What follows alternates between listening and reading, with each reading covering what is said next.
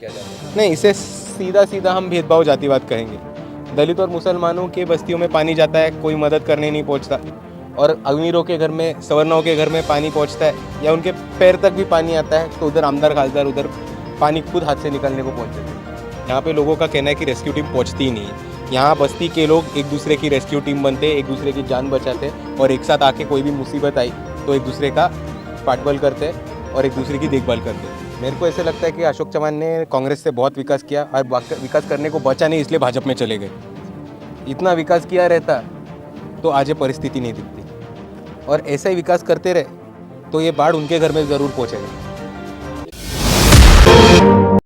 नांदेड़ में सैलाब मुतासरीन के हालात जानने के लिए आज वंचित बहुजन आघाड़ी के यूथ लीडर सुजात अंबेडकर ने नांदेड़ का दौरा किया। जिले के मुख्तलिफ ताल्लुकात के देहातों का दौरा करने के बाद सुजात अंबेडकर ने शहर के श्रावस्ती नगर, खड़गपुरा, दुल्ले शाह रहमान नगर, भीमघाट, गाड़ीपुरा, सिद्धार्थ नगर, पाकिजा नगर का दौरा कर सैलाब मुतासरीन के हाल जानने की कोशिश की।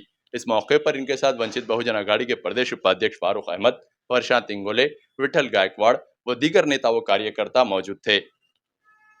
उनके घर में पानी घुसा है, 2-2 दिन तक पानी उनके घर में, लेकिन सरकार से, महानगर पालिका से कोई भी मदद नहीं है। यहाँ तक एक आदमी यहाँ पे लोगों की मदद करने, जो लोग घर में फंसे थे उनको बाहर निकालने, उसी तरह से जिन जिन को चोट लगी थी, यहाँ पे बहुत सांप, और जब भी इतना बड़ी तरह पे पानी आता है तो उसके साथ आरोग्य का समस्या होता है, डिसीज़ फैलते हैं, तो इसीलिए आरोग्य की मदद, एक मेडिकल कैंप, ये कोई भी सहायता सरकार से नहीं।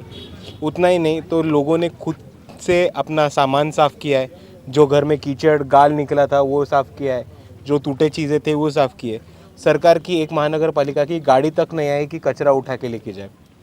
और इसीलिए हम यही कहेंगे कि यहाँ की जो महानगर पालिका है, यहाँ की जो शासन है, वो आँख बंद करके सो रही है। लोगों की जो समस्या है, जो तकलीफ़ है, वो उनको दिख नहीं रही है, और इन्हीं लोगों की आवाज़ सरकार तक गूंजने के लिए हम यहाँ पे पहुँचे हैं। सर, 3 बार पानी आ गया नदी को, 3 बार सैलाब आ गया। प्रशासन ऐसे टाइम पे अनाउंस कर दी कि खाली लोग जान बचा के भागे। अभी लोगों का आर्थिक नुकसान हुआ, उस पर जो है तो अभी तक कोई मदद का ऐलान भी नहीं हुआ। आप क्या कहेंगे? देखिए, सबसे पहले एक महत्वपूर्ण चीज़ है कि जो ऐलान करते हैं वो बहुत लेट होते हैं। आप देखेंगे तो नांदेड़ में वो नाले की समस्या बहुत बड़ी है। वो नाले में हमेशा पानी आता है तो उसके आजू बाजू की बस्तियाँ हमेशा डैमेज होती है, लेकिन वो नाले के अराउंड एक भी भोंगा नहीं लगाया, एक भी स्पीकर नहीं लगाया, एक भी अलार्म नहीं लगाया। अगर अलार्म या भोंगे का इंतज़ाम करते थे तो भोंगे से एटलीस्ट लोगों को पता तो चल जाता था कि पानी छूटने वाला है, अपनी चीज़ें लेके, अपनी जान बचा के लोग निकल सकते। दूसरी तौर पर अगर भोंगा लगाया भी तो भी ये गलत बात है कि भोंगे की आवाज़ सुन के लोगों को अपनी जान बचा के और सामान लेके भागना पड़ता है। और आपने दूसरा आर्थिक मदद की बात की, नुकसान भरपाई की बात की। वंचित बहुजन आघाड़ी के नांदेड़ के टीम ने पिछले हफ्ते 3 दिन तक आमरण उपोषण लिया, तब जाके 2024 के पैसे लोगों तक पहुँचे। 2025 के पैसे कब पहुँचेंगे ये देखना है, पर ये ज़्यादा देर तक चल नहीं सकता, लोग और रुक नहीं सकते, इसीलिए लोगों की आवाज़ लेके हम कलेक्टर साहब के पास जल्द पहुँचेंगे। ज़्यादा परिस्थिति बदल रही नहीं, आपने लगभग सभी परिसरों का दौरा कर लिया। आपको क्या लगता कि ये जो परिस्थिति निर्माण हुई और ये कई सालों से जो परिस्थिति है, इसका जिम्मेदार कौन हो सकता है? इसका जिम्मेदार यहाँ के शासन, चुने हुए रिप्रेजेंटेटिव, नगर सेवक हो, आमदार हो या खासदार हो। बहुत जगहों पे आप देखेंगे कि अनधिकृत बांधकाम है।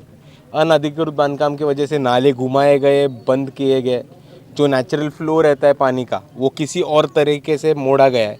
और जब आप ऐसे प्रकृति के साथ खिलवाड़ करते हैं तो कहीं ना कहीं प्रकृति उसका उल्टा जवाब देती है, और वो हमें नांदेड़ के वासियों को बाढ़ के स्वरूप में दिख रहा है हर साल। सर, जैसा कि रेस्क्यू टीम जो है तो टाइम पर नहीं पहुंचती है, ऐसा लोगों का आरोप है। इसके बारे में आपका क्या कहना है और इस पे आप क्या एक्शन लेंगे?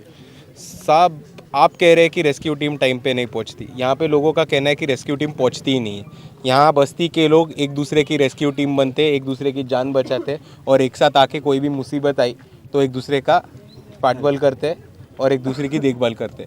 दूसरी तरफ यहाँ पे शासन, यहाँ की सरकार, महानगर पालिका, आमदार खासदार एक बार भी यहाँ पे आए नहीं है लोगों की देखभाल करने के लिए, जांच पूछ करने के लिए, पूछताछ करने के लिए।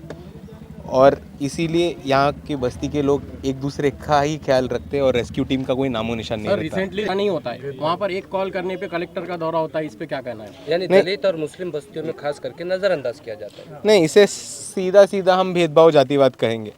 दलित और मुसलमानों के बस्तियों में पानी जाता है, कोई मदद करने नहीं पहुंचता, और अमीरों के घर में, सवर्णों के घर में पानी पहुंचता है या उनके पैर तक भी पानी आता है तो उधर आमदार खासदार उधर पानी खुद हाथ से निकालने को पहुंच जाते हैं। और ये परिस्थिति भेदभाव की है, जातिवाद की है, और इसका हम सख्त निषेध करते हैं। इसके ऊपर मैं ज़्यादा कुछ नहीं कहूँगा क्योंकि हमने हमेशा बताया कि ये भेदभाव और जातिवादी करने वाले ही लोग हैं। एक प्रस्थापित राजकारणी का ये गढ़ रहा है सर, और ये यहाँ परिसरों में घूमे तो आपको कितना विकास नजर आया? मेरे को ऐसे लगता है कि अशोक चव्हाण ने कांग्रेस से बहुत विकास किया और विकास करने को बचा नहीं, इसलिए भाजपा में चले गए। इतना विकास किया रहता तो आज ये परिस्थिति नहीं दिखती, और ऐसा ही विकास करते रहे तो ये बाढ़ उनके घर में ज़रूर पहुंचेगा।